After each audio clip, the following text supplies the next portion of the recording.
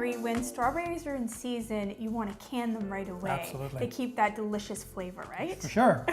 And so you're going to show us how to make a strawberry jam, but not just strawberry rhubarb. Strawberry rhubarb, and rhubarb is plentiful in the spring and the summer times. Okay, so what's the first thing we need to do? Well, the first thing we need to do is make sure that you wash your jars, okay? Get them ready for the pot of hot water. Got it. And then place it in the hot water. So now what I've done here is I placed the remaining jars in there. Okay, so the next thing you want to do, Rebecca, is just put the lid on top. Okay. And we want to move this onto the burner, which I've got heated already. Okay, and I'm going to bring that to a boil. You want to boil it? Yeah, that's right. Is that just for sterilization? Sterilization, right. And then you're going to process the filled jars afterwards. Okay. So your next step is you're going to take your sealing disc, Yep. place it in the pot, and we're going to turn that one on as well, and you're going to bring it on that to a simmer. We've got some strawberries here already, pre-cleaned. And what I've done already is I've prepared the strawberries, but we're going to show our guests how to crush the strawberries really well. And while you're doing that, I'm going to chop up the rhubarb. So what I've done is I've also prepared some rhubarb in a food processor, which is a lot easier for the rhubarb. Can you use a food processor for the strawberries as well? No, you cannot, because what a food processor does to that type of fruit, it destroys the natural pectin in the fruit. But the rhubarb, it's okay. You can use a food processor for it.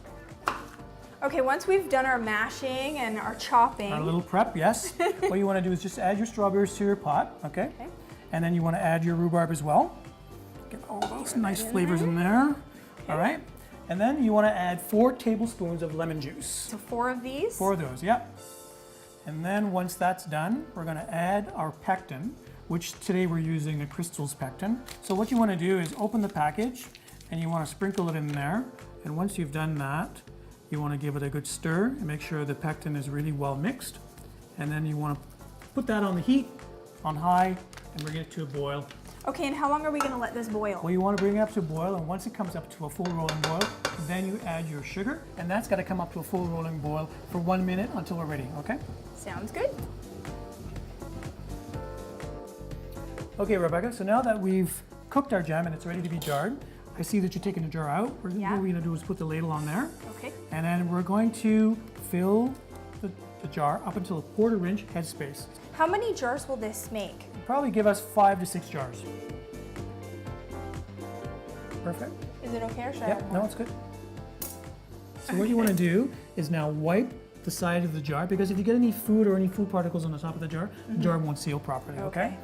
And then you take this really handy dandy tool, This magnetic put it into the hot stick. water, Okay. taking one out at a time, all right? Placing it on the jar, and then you want to put your screw band on. So then what we do is place it back into the pot of boiling water, and we're going to boil that for 10 minutes. Here we go. All right, in she goes. So really, that was really fast. It's pretty fast, This is not a long process Not to a long do process this. at all if you have a little time and patience. And you can impress all your friends. Yes, You can give absolutely. these as gifts. As gifts. We'd love having them.